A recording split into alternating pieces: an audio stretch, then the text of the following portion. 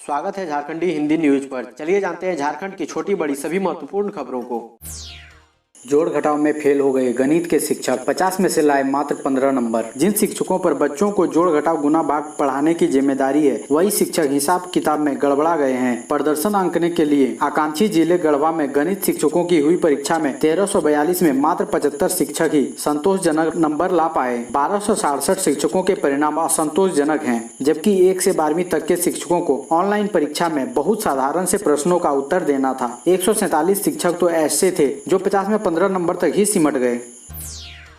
दीवारों को बनाया ब्लैक बोर्ड, शिक्षा पहुंची बच्चों के द्वार। कोरोना काल में पढ़ाई को सुचारू रखने के लिए झारखंड के दुमका जिले के बनकाठी लाउड स्पीकर मॉडल की काफी सराहना हुई थी। अब इसी जिले के जरमुंडी प्रखंड में एक और अनुकरणीय पहल की गई। उत्कृमित मध्य विद्यालय डुमरथर के शिक्षक और अभिभावक ने मिलकर एक उपाय तलाशा। घरों की दीवारों पर ब्लैक बोर्ड बनाकर बच्चों को पढ़ाया जा रहा है। इस दौरान संक्रमण से बचने के लिए सारी सावधानियां बरती जाती है। विशेष कक्षा में 210 बच्चे आ रहे हैं। दरअसल इस प्राथमिक सह मध्य विद्यालय में पढ़ने वाले अधिकतर छात्र छात्राएं गरीब आदिवासी परिवार से हैं। 70% से अधिक बच्चों के पास मोबाइल फोन नहीं है।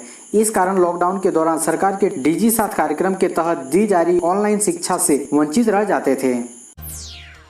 ऑक्सीजन बैंक से अस्पतालों का बोझ घटा, संस्थाएं तैयार कर रही बैंक। जमशेदपुर शहर में इन दिनों कोविड-19 के मामले तेजी से बढ़ते जा रहे हैं। अस्पतालों में बेड नहीं मिल रहे हैं। आमतौर पर अस्पताल की जरूरत ऑक्सीजन या वेंटिलेटर के लिए महसूस होती है, क्योंकि कोरोना के गंभीर मरीजों को सबसे पहले इसे देखते हुए शहर की तमाम संस्थाएं ऑक्सीजन बैंक बनाने में जुटी है। अलायंस और रोटरी क्लब समेत विभिन्न संस्था लगातार ऑक्सीजन बैंक बना रही है। ये न केवल जरूरतमंदों को कम कीमत या नाम मात्र से शुल्क पर ऑक्सीजन उपलब्ध करा रहे हैं, बल्कि गरीबों को निःशुल्क भी उपलब्ध करा रहे हैं। डीवीसी के 5608 करोड़ बकाये के समाधान में जुटी झारखंड सरकार। केंद्र सरकार ने दिया है नोटिस। राज्य सरकार ने डीवीसी से बिजली खरीद के मद में बकाये के भुगतान को चुकाने की दिशा में कार्रवाई तेज कर दी है। इस बाबत वित्त विभाग से समन्वय स्थापित कर राज्य सरकार का पक्ष मजबूती से केंद्रीय ऊर्जा मंत्रालय के समक्ष रखने की तैयारी की जा रही है। सबसे बड़ी चिंता यह है कि केंद्र सरकार ने 5608.32 करोड़ रुपए की बकाया राशि चुकाने के लिए महज 15 दिनों की मोहलत दी है। यह अवधि 26 अक्टूबर को समाप्त हो जाएगी।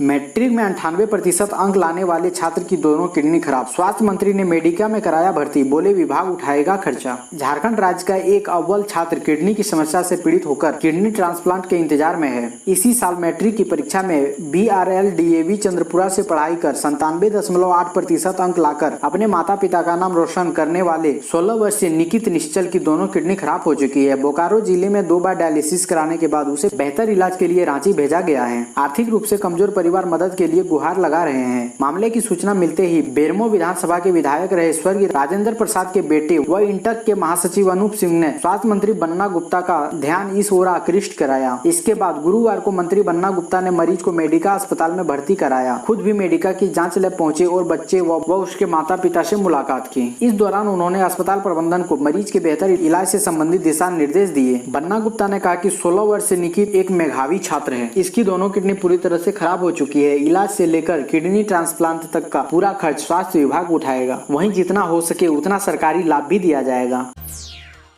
कोरोना के केस बढ़ रहे फिर भी नहीं चेत रहे लोग। रजिस्ट्री कार्यालय में रोजाना उमड़ रही भीड़। राजधानी रांची में रोजाना 200 से 400 कोरोना संक्रमित मरीज मिल रहे हैं, पर लोगों पर कोई असर नहीं पड़ रहा है। इसी का नतीजा है कि शहर में लगातार लोग लापरवाही बरत रहे हैं। हिनू स्थित रजिस्ट्री ऑफिस में रोजाना इसका जीता जागता उदाहरण देखा जा रहा है, जहां लोग जमीन रजिस्ट्री कराने आ रहे हैं, लेकिन ना तो सोशल डिस्टेंसिंग का पालन कर रहे हैं और ना ही नाक और मुंह को मास्क से कवर कर रहे हैं। कई लोग तो मास्क भी नहीं पहन रहे हैं। रजिस्ट्री कार्यालय के अंदर लोगों को नहीं घुसने दिया जा रहा है। कार्यालय के अंदर कोरोना एंट्री न करें, इसलिए पूरी सतर्कता बरती जा रही है, क्योंकि पिछले महीने रजिस्ट्री कार्यालय के 8 कर्मचारी संक्रमित हो चुके हैं। लेकिन कार्यालय के बाहर सोशल डिस्टेंसिंग और मास्क पहनने के नियमों की धज्जियां उड़ाई जा रही है। इससे कोरोना का खतरा लगातार बढ़ता ही जा रहा है। सरकार के फैसले का शिक्षक ने किया स्वागत। आउटडोर स्टेडियम में गुरुवार को स्नातक पर शिक्षित शिक्षक की बैठक हुई। बैठक में मुख्यमंत्री हेमंत सोरेन के द्वारा झारखंड उच्च न्यायालय के फैसले के विरुद्ध सर्वोच्च न्यायालय में जाने की सरकार की बात का स्वागत किया गया। शिक्षकों का कहना है कि हम झारखंड के आदिवासी मूलवासी हैं। सरकार के मापदंड के अनुसार हमने कठिन परिश्रम कर प्रतियोगिता परीक्षा पास कर शिक्षक की नौकरी प्राप्त की है, फिर बिना किसी दोष के एक झटके में हमें नौकरी से निकाला जाना हमारे साथ घोर अन्याय है। शिक्षकों के द्वारा द्वारा सर्वोच्च न्यायालय में जाने के लिए आवश्यक दस्तावेज को एकत्रित किया गया। प्रति कुलपति ने कहा, एक बेंच पर सिर्फ एक परीक्षार्थी ही देंगे परीक्षा। विनोबा भावे विश्वविद्यालय के प्रति कुलपति डॉक्टर अजीत कुमार सिंह ने गुरुवार को यहां के कृष्ण बल्लभ उच्च विद्यालय में पहुंचकर परीक्षा केंद्र का निरीक्षण किया। विनोबा भावे विश्वविद्यालय की यह टीम 25 सितंबर से आयोजित होने वाली स्नातक के तीनों संकाय के परीक्षा को लेकर परीक्षा केंद्र का निरीक्षण करने आई थी। यहाँ आकर प्रति कुलपति तथा कुलानुशासक ने विद्यालय के हर कमरे का अवलोकन किया। विद्यालय में परीक्षा केंद्र को लेकर लगाए गए सीसीटीवी कैमरे की व्यवस्था का भी जायजा लिया। उन्होंने विद्यालय में शौचालय तथा पीने के पानी की भी व्यवस्था देखी। परीक्षा केंद्र का निरीक्षण करने के पश्चात प्रति कुलपति ने केंद्राधीक्षक मनीष दयाल तथा संयुक्त केंद्राधीक्षक राधा कुमार पांडे को आवश्यक दिशा निर्देश भी दिया। उन्होंने बताया कि कोरोना वायरस के संक्रमण को देखते हुए सरकारी गाइडलाइन के तहत परीक्षा का संचालन किया जाना है। इसके लिए परीक्षार्थियों के बीच शारीरिक दूरी बहुत आवश्यक है। उन्होंने दिशा निर्देश दिया कि एक बेंच पर सिर्फ एक परीक्षार्थी ही परीक्षा देंगे। वहीं परीक्षार्थियों को मास्क पहनकर आना अनिवार्य है। परीक्षा केंद्र के हर कमरे के बाहर सैनिटाइजर तथा साबुन व पानी की व्यवस्था भी रखना है, ताकि परीक्षार्थी समय समय पर अपने हाथों को साफ करते रहें।